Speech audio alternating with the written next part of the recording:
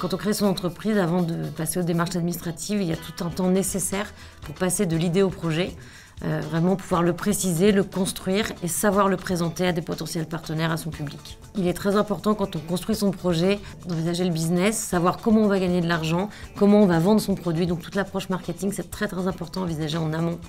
Ensuite, il faut aussi prévoir les phases de développement. Comment son projet, dans un court, moyen, long terme, va pouvoir se développer et se construire. Une fois qu'on a bien construit son projet, on peut passer aux démarches administratives. La première étape sera de déclarer son entreprise, de choisir son statut juridique. C'est une étape qui est importante, mais qui est seulement administrative. Il faudra envisager toutes les contraintes réglementaires et techniques de son projet, de son entreprise. Et il y a aussi toutes les étapes de déclaration et de protection de vos données, de vos noms, de vos idées.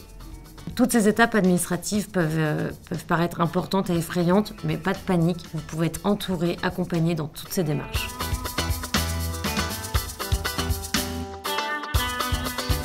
Alors, avant de créer son entreprise, il faut surtout bien analyser l'existant, c'est-à-dire qu'il faut connaître son marché, l'écosystème dans lequel on va s'investir. Il faut identifier les potentiels partenaires ainsi que les concurrents et surtout bien connaître les bonnes pratiques qui sont utilisées sur notre marché et notre secteur. Alors, ce qui est important, c'est la posture du porteur de projet. Il faut vraiment s'envisager comme un entrepreneur, surtout dans le secteur des industries culturelles et créatives.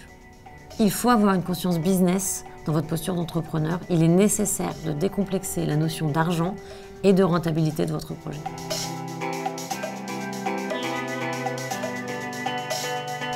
Mon premier conseil, c'est de savoir s'entourer dans les étapes clés du projet entrepreneurial.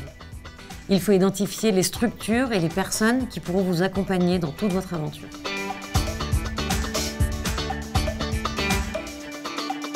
Il y a beaucoup de structures qui peuvent vous accompagner dans le développement de votre projet.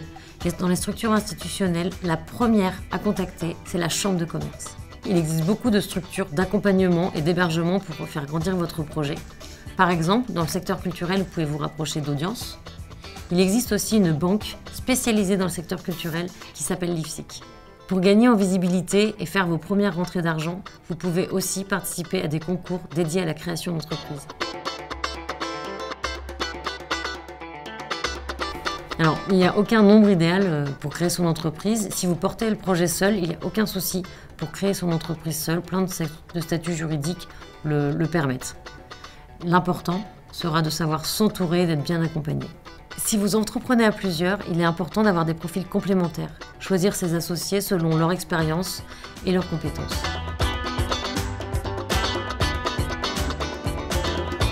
On peut créer son entreprise de tout temps, à tout âge et dans n'importe quelle situation personnelle et familiale. Parfois, le projet entrepreneurial arrive sans que ça soit prévu et il n'y a aucun souci pour ça. Si on a déjà son projet entrepreneurial mais qu'on veut prendre le temps de se rassurer, on peut avoir un travail quelque temps avant et on peut aussi mettre un peu d'argent de côté pour commencer sereinement. Évidemment, dans la création d'entreprise, c'est très important d'écouter les conseils, mais chaque projet sera différent et chaque accompagnement sera différent.